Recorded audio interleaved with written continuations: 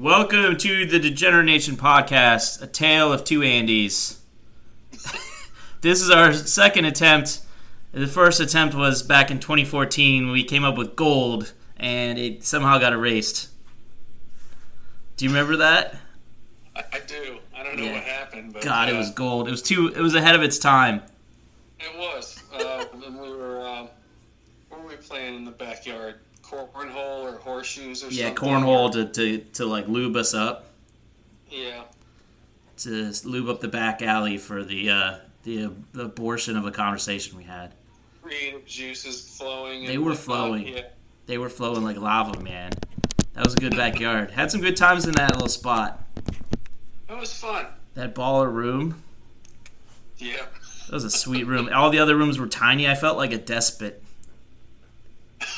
Like I got Sean to like live with me, but that room was like so small, and I was like, it's $500, and I don't know if he asked how much I was paying, but I'm paying like $9 something, because I felt the urge to make sure he knew that it wasn't like I was getting $500 too, and getting a room like 2-3 times the size. Yeah, it was pretty cool. Yeah. Did you ever see the bathroom in there? I can't recall. It was like black and white checkered. The kitchen was like pretty small. It was a cool little rambler, you know. But the bathroom was like black and white checkered, and the shower was like kind of cool looking. I definitely cried in there at least once. Yeah, I think I set a record for like least amount of time spent in a house before you cry in it. Man, that's a... I cried like 2-3 times. I was in that house like 4 or 5 months. 5 months maybe. That's a rough record, man. Yeah, it was bad. Yeah. Yeah. I also have some experience both on the on both sides of the renting and living in the minuscule space and renting out the minuscule space. And it's kind of like that Paul Simon line about "I'd rather be a hammer than a nail." Yeah. Did Art Garfunkel write that one? I don't know, man. Were they together then? Well, not at the time that I was living in either of those situations. Yeah, like not when it was relevant. So. When I was living in a group house on 13th Street in D.C. Several years back. It was like a quasi mansion. Oh, was that the one where you had poker games? We had a lot of parties there. I don't know if we had. I don't think we were playing poker at that time. Oh, wait, what year was that, approximately? Would have been like probably 2006 to 2009. Oh, okay. That was a different house that you had. Ancient history. Yeah. Yeah, we at one point we rented out. There were 5 proper bedrooms in this joint, and the one that I lived in with my girlfriend at the time was like this massive turret. Nice. And it had a bathroom attached to it that was like bigger than some of the other bedrooms. I mean, it had a huge jacuzzi tub in there. It had a stand-up shower off to one side. Nice. And then like literally like a club-sized dance floor in between the sink and the other fixtures and whatnot in there. That's weird. And then it was really weird. And then there was a walk-in closet that stretched between there and the room that was sort of at the end of the hall from us. And we rented out that closet space at one point in time as a room. But it was actually bigger than the actual room that I think back on that I rented at one point in college. That's amazing. For $90 a month. It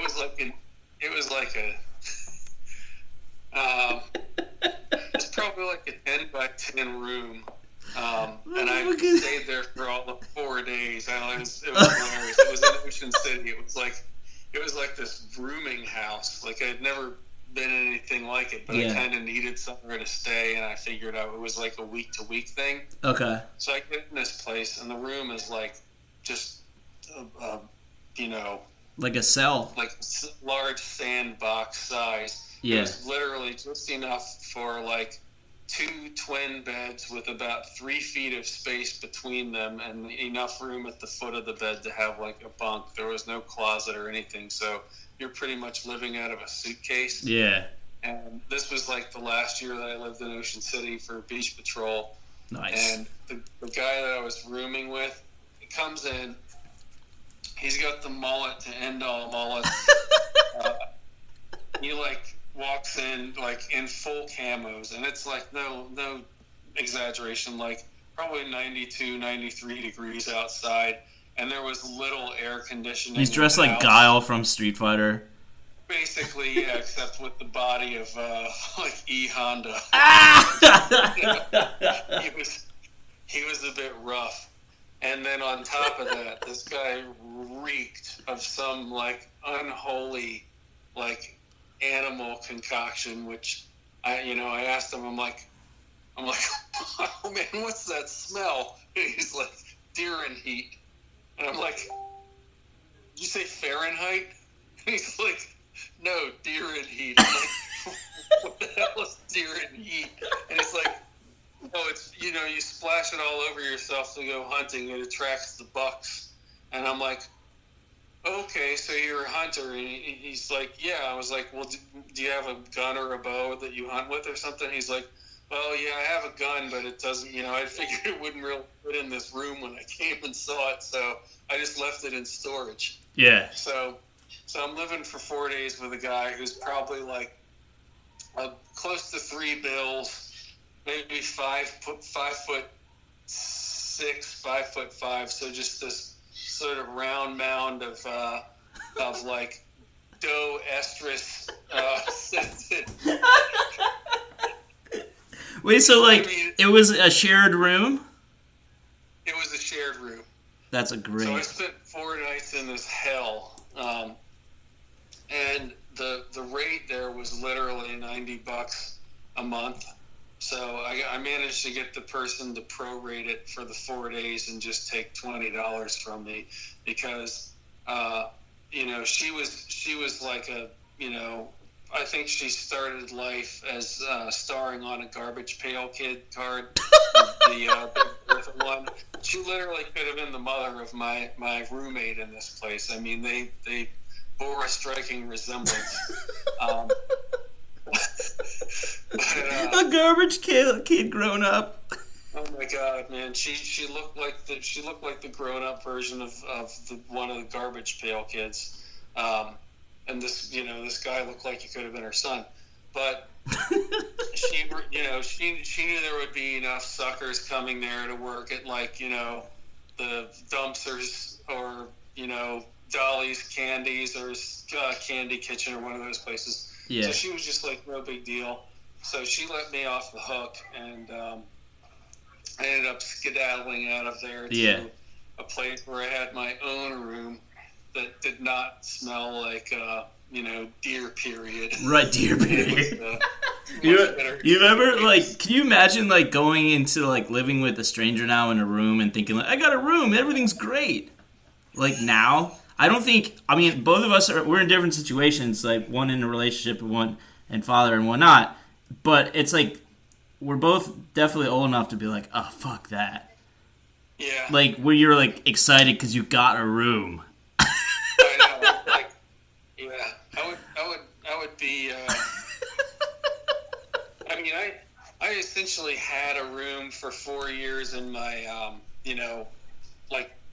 Out of college, I was living in a group house, but I had my own room. Yeah. And that was after sharing an apartment with actually the same girlfriend who sort of quasi-rescued me from deer period, man. She ended up moving from South Jersey back to Ocean City. Yeah. She gave up her illustrious job as an accountant at Trop World. Nice. And, yeah, it was cool. Like the first casino poker I ever played was in the Tropicana, which was where she worked. Cool. Although I think it was called Trop World at the time. So it wasn't Atlantic City? Hmm? It wasn't Atlantic City, it was like another part of Jersey? It was Atlantic City. Okay. Yeah. I only went there once. I went up there one time and like didn't know what the hell I was doing and Yeah. thought I had to just like, you know, I think I bought in for like the minimum $60 or something Yeah. at the lowest table, and like I turned it was like a jack high straight, and I was just like, oh, I got this. I'm on top of the world, and so I like called like a $10 bet on the flop. Yeah. And I turned the straight, and then I shut it, of course, like some guy across the table, because I only had, you know, another $20 or, you know, $30 on top of what I had already bet, just called me down with his stack. Of course, he ended up rivering out a boat. And Yeah. it wasn't a particularly good bet on his part, but there were enough people who had sort of waded into it, and he had a really high 2-pair and ended up Okay, yeah, so he had a decent chance, especially if you didn't know what you were doing. Right. You come in and like, here, I'm going to play this game, you know, and he's just like, fuck this guy. Yeah. No, he was just he was one of those people that, like, you know, you run into frequently who sits there and grinds and, you know, amasses a much higher level of chips than the max buy-in on a roll. Yeah, I know people like that. I write with someone like that. Does the math and sits there and goes for the grind, you know? It's a good way to generate some. My dad had a friend has a friend that he didn't die or anything. He has a friend that won like the Royal Flush jackpot or something in New Orleans. Nice. So he won like 140 grand. Damn. Dude lives in Florida now, man. Isn't that like the dream right there? Go to New Orleans. Go to New Orleans on a work trip, win 140 grand or whatever it was, and then move to Florida. I mean, he didn't do those in rapid succession, but it was a part of it. You could like buy a house in Cape Canaveral for like $70,000. Really? So. Is it shitty down there? Yeah, I mean, like it's. I guess aside from maybe like, you know, people launches, who want to go and watch rocket launches and shit. Yeah. There's not a whole lot else going on down there. So I know a guy at the Patent and Trademark Office who actually like. I guess he read up about it several years ago when you get houses for less than $50,000. So he went down there and started fixing them up a moderate amount and then just flipping them, and ended up like, so he's got like, you know, several properties down there for really cheap. He's a Florida house flipper. Yeah. That's so obscure. That's not even a show on one of those networks. Well, it should be. Should be. He should. I know a guy that works for HGTV. He should hook him up. Like tell him that he needs a show. Either that, or like, you know, whenever Trump pardons Joe Exotic. Yeah. Yeah, Florida Flippers, man. Florida Flippers. Hook him up. Although he was out somewhere in like Oklahoma or something. Joe Exotic or Trump? Joe Exotic. Oh yeah. Yeah, I think he was in. I didn't watch it. I talked about it on the show, but I had my Luther Danger reviewed it for me, and I just agreed with whatever he said because I didn't watch it. I've been like working on all my projects. I'm like, I'm never gonna forgive myself I'm never gonna forgive myself if I spend all this time that I have not working on my stuff. If I just got fatter than I already got and fucking watched 7 hours of Joe Exotic or however many hours there were. I mean, I can always go back and like watch it later and do things after they're cool, like I always do. Yeah. Like when I bought Reebok pumps 3 years after they were cool, and they're like, "You got pumps?" instead of "Dude, you got pumps." But that's the difference in timing. Everything is like, yeah. Oh yeah, let's totally go out. Or like, oh, see, I'm married now. And like, God damn it, fuck. It's always that, man. Or you realize you love the girl after they're already like gone, basically.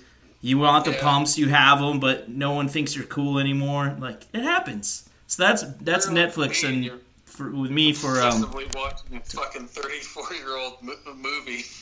Yeah. You're watching movies from 1986, yeah. Yeah. Well, a lot of really good stuff came out that year. Stand By Me, Hoosiers, Ferris Bueller's Day Off, Vamp. Yeah. There's a shit ton of really good movies that came out. Like I should be able to roll them all off my. Let's just spend like 7 straight minutes rolling off movies from the year 1986.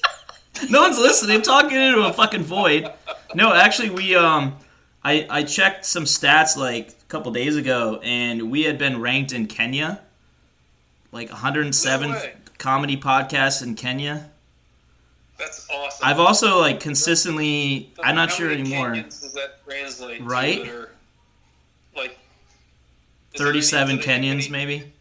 Do they have any? Is there any way to tell like how many people are actually listening? I can try to research more. I'm going to dig in. You know, listeners, I'm going to dig in and find out how many Kenyans are in your club.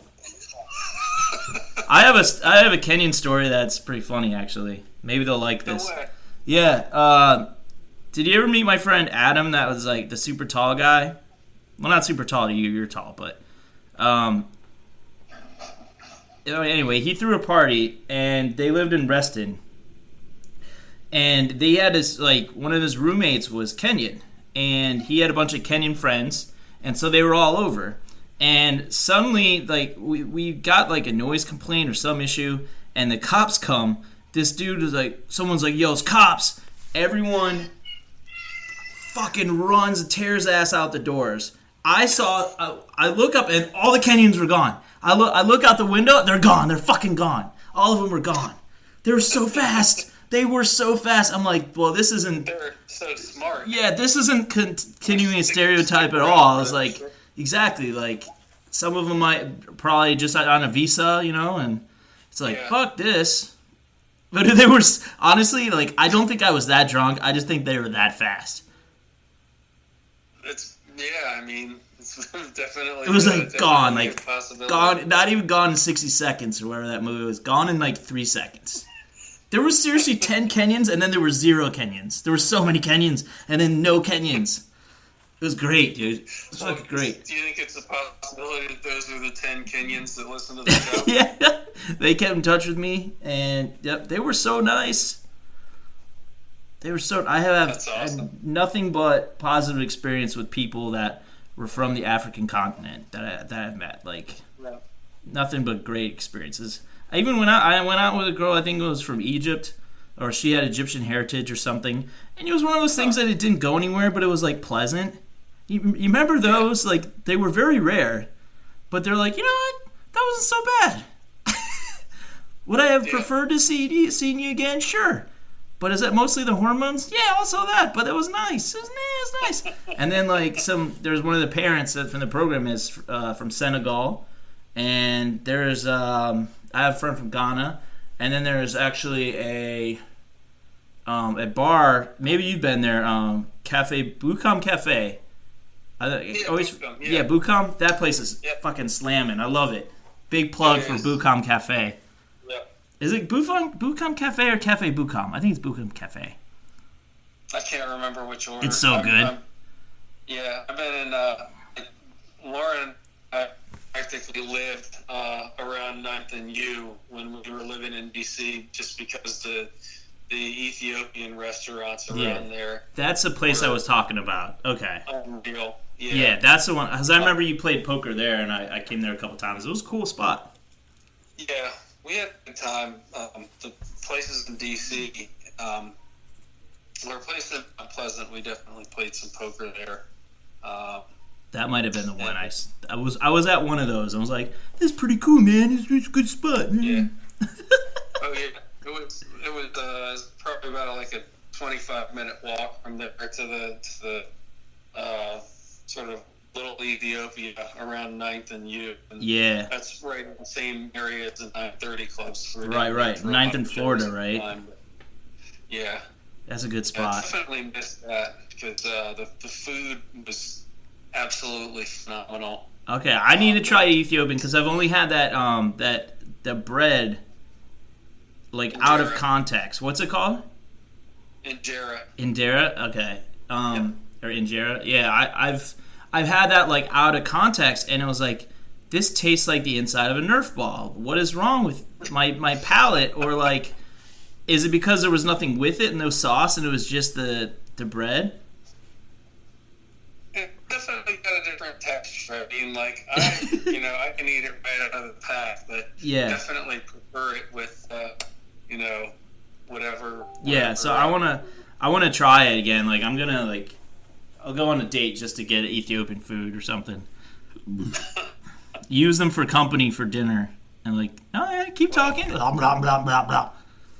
There's a couple places down there, Churchshire, which is a little bit further down. What is it? A little bit further down 9th Street, down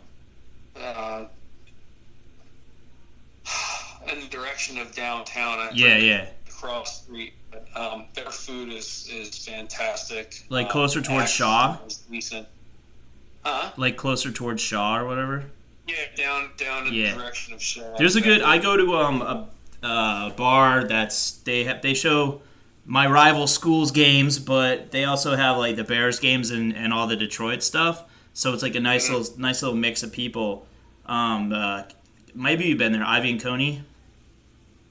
I don't think so. No. Yeah, they show hockey and stuff too. I know I've seen people go watch Capitals there. But it's a cash only bar, which is like totally our style, and they have beef sandwiches. Italian beef sandwiches are fucking awesome. It's like hot chip beef. Like, it's fucking good shit. Like, I love it. Like, I don't even care if there's no football this year. I just want there to be beef sandwiches, and that's why I want there to be football. Dude, speaking of like the Italian beef, like, I was just sort of reminded. Does that make sense? Reminded. You will go with it, man. Of a place in Chicago called Wiener Circle. Oh yeah, I saw a post about that. Yeah, they serve up abuse down there on top of the food. Like, they're like, I don't know, just like sassy and vulgar. And nice. The food is sort of like, standard issue, like hot dogs, burgers, stuff like that. I think they have Italian beef there as well, but it's, I remember going there one time, and it was definitely some lurid talk coming at you. It was like way worse than anything I've heard at like crab mix. Nice. That sounds like a place that I could have worked at. Minus the being good at serving food quickly and stuff. Yeah, but the insults. Yeah, we're pretty loquacious, and you give us a little bit of that old whiskey or something. We're mean.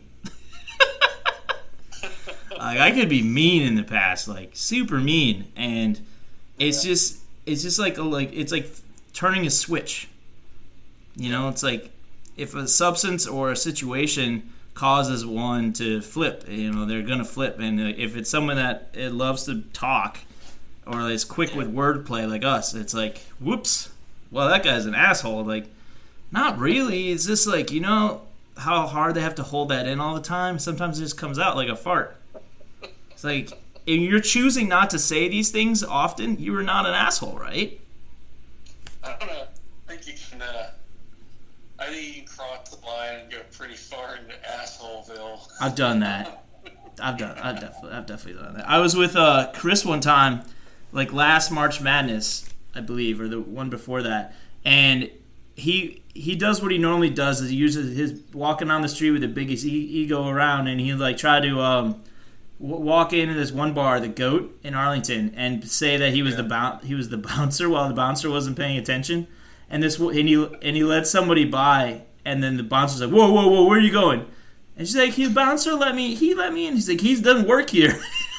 And then they got all upset because like they couldn't get in or something, and I was like, they were messing with Chris. I was like, I was sticking up for my friend, but also I wanted to be an asshole, I guess. I was like, what? What are you? Your friend can't get in? What, are they gonna meet the one here tonight? Like, it's just an asshole. Like, I didn't need to say that. It's like, you're an asshole. I was like, Yeah. Don't talk to my friend. I think one of mine was at a sushi karaoke bar some years back, and Yes. I don't know. You just be the judge. Who's the real asshole in this situation? Probably me, but the jury now. So there's a table full of extremely loud patrons who were sort of interrupting other people singing and whatnot, and just they would jump in and sort of just blare in concert while someone was trying to do their song, not just to our table but to everyone there. So there was a certain level of obnoxiousness in that crew, and they got to take a picture, and this was in several iterations of years ago of cell phone cameras, but still I mean it's digital and repeatable. So jumped up and totally bombed the hell out of their picture. Just did a David Lee Roth jump video style, huge. That's awesome. Caught a ton of air and jumped out in the background. Yeah. And so they turned around and they're like, "You're an asshole," and I'm like, It's digital, just taking a picture. It's it wasn't even it was a Polaroid. Yeah. And honestly, looking back on it, that was probably the most amusing shot they were going to get all that anyway. They're going to laugh at it later, oh my god, this guy, David Lee Roth, is in our this fucking magnanimous man is in our picture. How lucky, how fortunate. Were you an asshole? Maybe, but were they more fortunate than you were an asshole? Yes. I think so. I think the scales definitely tipped in favor a little bit on that. So they're good fortune of having your fucking photobombing stretched out. I used to do stuff like that too. I missed that. It's just would you get inherently kind of bored and you would just feel compelled to do stuff like that? Or did it come from a different place? Yeah, especially in that kind of environment where there's a lot of, chicanery going on. Yeah, and you're really smart, so I mean, I'm smart enough, and you just kind of you do this impish quality where you just I'm gonna do this. I'm gonna do this now. Yeah. And you're other people would be like, "Why are you doing that?" Because this is about me having a good time. It's because I'm here to entertain myself, not everyone else, and I'm not having fun. You can wrap it all in one tiny package. Exactly. We did entertain other people. My friend Brad did the funniest edition and most true to form I've ever seen of Livin' La Vida Loca, which was particularly, I was blown away because, I was aware of that song peripherally, yeah. I would never have guessed that my friend knew the song all the words and stuff. All the words and all the little nuances and stuff. So to this day, it rips at my soul trying to figure out why you do this. But it's one of those little mysteries that's sort of more fun to leave unsolved than just ponder about. Yes. I miss live music, even fucking karaoke. I just miss music playing with me in an establishment or on an outdoor place. Dude, our Rush concert was fucking amazing. It was probably my 6th favorite concert, and that's only because I saw Tom Petty 5 times. It was fucking amazing. Rush was awesome. I'm so glad I got to go with you guys. And then also, St. Vincent was also great, and we got back at fucking 5 in the morning or something. No, that was crazy. That was definitely rolling back to some early days. Yeah, we were all Caps playoffs going on. Yeah, we were all in our mid-30s or later, and there's the playoffs going on, and that was just good times. That was the year they won the whole thing. Yeah. So I got a friend. He's my brother's brother-in-law, and he's been on the show, Adam, and he actually is opening a cat cafe in Alexandria. I think somewhere near Old Town. I'm not exactly sure, but it's pretty cool. My hood. Mount Pernin. Not per se. I mean, I don't live down there, but I I work. I connect to a computer. Oh yeah. Right now. And he's wearing a Nats shirt and hat, World Series, and he had a mask on. I think there was also a Nats mask. And his status, he said, was like, I can't. If you had told me 3 years ago all these things would be happening at once, I'd be like, fuck you, that the Nats are World Series champs. We're in a pandemic, and he's opening a cat business with his girlfriend. Like, life is weird, dude. Life is very strange. It is. Fucking strange as fuck. We need to form a band.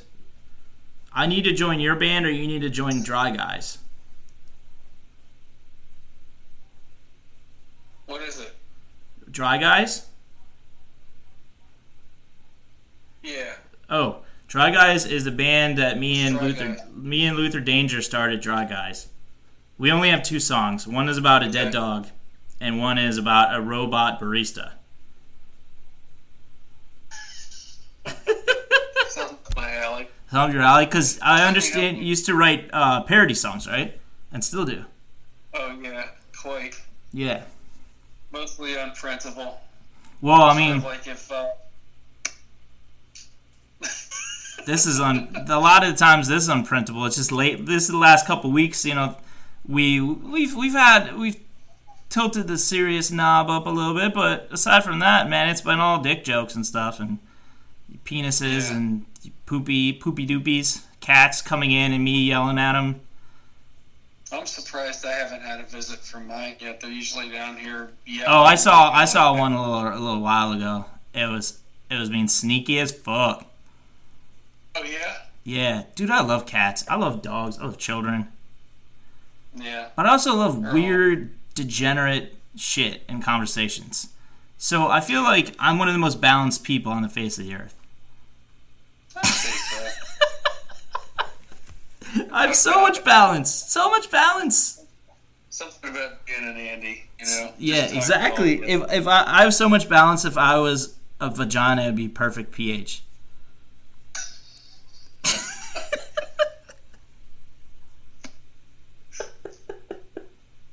Man.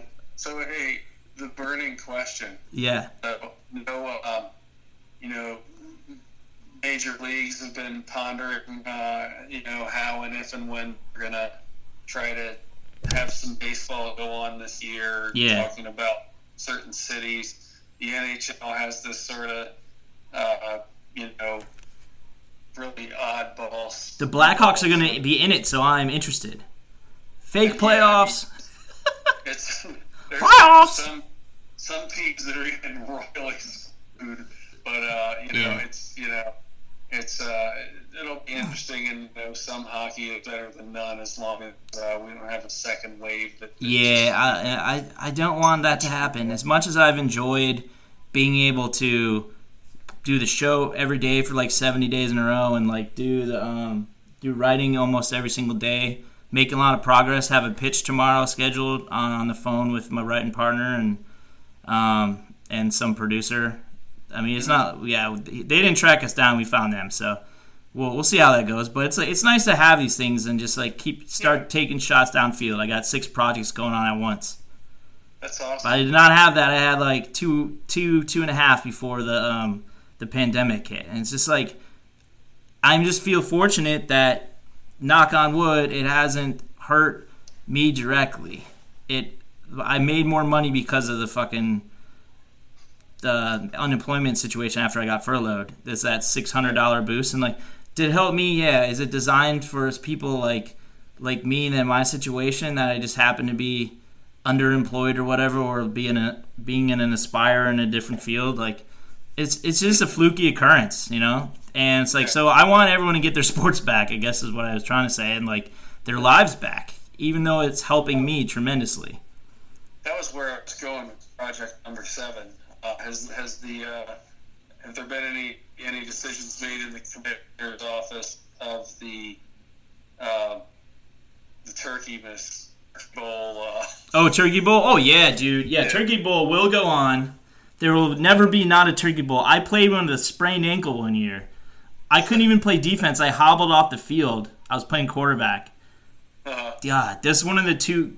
There's a document of this play where my brother threw the ball like 45 yards in the air, and it gets tipped by there's two offensive players somehow and one defender, and the ball gets tipped by like all three people, and someone catches it, and then they were down 28-7, and they make this huge comeback, and I watch helplessly on the sideline. I'm like, no, and I knew right then it was a game, and I was in trouble because I couldn't go out there and do anything.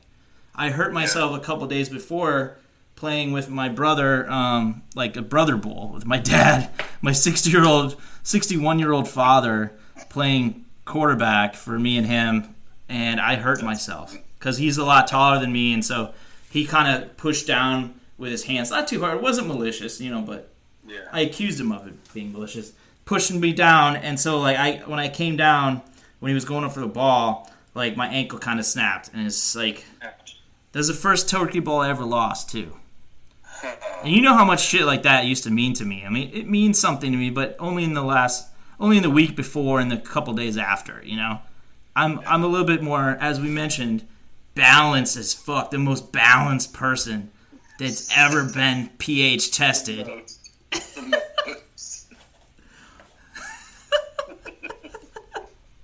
Okay, I probably got some audience members that would want to know from an experienced parody writer, like what inspires you, and how can you get better as someone that writes like either limericks or funny poems or songs that are in that kind of realm of comedy. Like, how can you get better? I don't know. Tell Kenya. They have some advice for me. You've been on the radio, and what were you had a bunch of downloads, and where was it again? Japan. See? Like there was, I think what it was is just it was some sort of a fluke that led to. I mean, Japan's got there's a lot of weirdness over there that just sort of gets tons of attention. It doesn't take much for a lot of people to have a short, sharp shock of interest in a thing, and so. That particular song was a stand-up of Brown Eyed Girl by Van Morrison. Yeah. But it was Brown Eyed Girl, and it was about you can imagine what it was probably about. Buttholes. Yeah, essentially. So, and that, there is an interest in that particular orifice in Japan. At least where they have a video game, and I think that this game was, came into my consciousness sometime around the time the song was written, although it wasn't specifically written to entertain Japanese people. It was written to entertain my friends that were also writing a bunch of parodies. Right. It's like you make your friends laugh, chances are you can make someone else laugh too, an audience that you might be surprised. Yeah. And so this game was called Boonga Boonga, and it was like, it had sort of almost like a pistol-shaped hand, and then like a distended butt sort of like sticking up out of the console. Like, imagine walking up to a standard Gallagher or Miss Pac-Man machine, like a stand-up cabinet, but instead of a joystick, it was like a butt. That's awesome. And like, why do they like buttholes so much? Butt, if I recall correctly, it's got slacks on, but it's like a butt, and so you can pick up. It's sort of like those games where there was one called Supersonic Blast Man where you had punch. It was like you would punch a sort of like not punching bag. That one came out later, but it was sort of like a pole with like a padded circle on it, and you punch as hard as you could, and you could be trying to punch out like a punk. Like a street punk sort of guy, or a building that was going to fall on some people, or like the highest level was like an asteroid that was going to destroy the planet.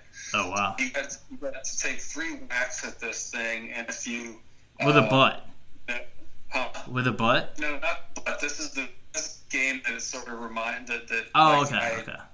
I never got to play the Boonga game, but the Supersonic Blast, man, you punch the thing 3 separate times, and if your score added up to a certain level, then you knock out the punk, or that's pretty hard. Blast, break the asteroid in half. That's fucking cool, man. In pieces. So yeah, that game was really fun, and we figured out how to hit it. So that was one of my many schemes in the Ocean City days. Was like, it punched the thing just right. You could, you'd have these like hugely muscled dudes that would walk up, and you could challenge them and them like 10 out of 10 times. Just, so you were hustling muscle-bound beach dudes and East Coast beach dudes in Japanese video games. Well, no, this was the Supersonic Blast, man. I don't know where that one came from, but yeah, probably we, Japan. Did that. I'm surprised they didn't like turn around and punch us and show us really good. He's a hustle. Like, yeah, no shit. Of course it is. Don't trust somebody in a fucking arcade ever. Yeah, nowadays I do that. People are crazy, but back then I think there was a certain honor among thieves. Yeah, no one touched the third rail then. The Boonga game, you've got a screen where you can select like a bad teacher, a banker. It's like all of these characters, people that I guess are like considered to be annoying in Japanese. They're reviled. And like you can just ram your hand right up their crap hatch with this like gun-shaped implement. And I guess depending on how hard you jam it in there, you get a certain number of points, and then like you win if you make them cry or something. So it's a sexual assault game. I'm thinking that probably the cohort of people who play and enjoy the Boonga game probably have some crossover with the cohort of people who possibly heard and enjoyed Brown Eyed Girl. Yeah. But my inspiration for most of the stuff I do is just like self-entertainment or entertainment of friends. Yeah. It is entertaining, man. It was one of my favorite parts of the poker game. That when we would play poker, all of us, like, it definitely was like, that is awesome. I always looked forward to that. Yeah. Yeah, it's just it's entertaining people, and like, it's because if it's interesting, like if you start with the goal of like just entertaining yourself and your friends, like there's a better chance that you're gonna have some impact with it, just like you did in Japan, Whereas if you start to be like, I want to entertain the world, or like everyone deserves to hear my voice. And it's like, yeah, you're going to be talking to a void and you're fucking, on a folding table for the 70th night in a row. That's what happens. So that's what I do. All right. See ya!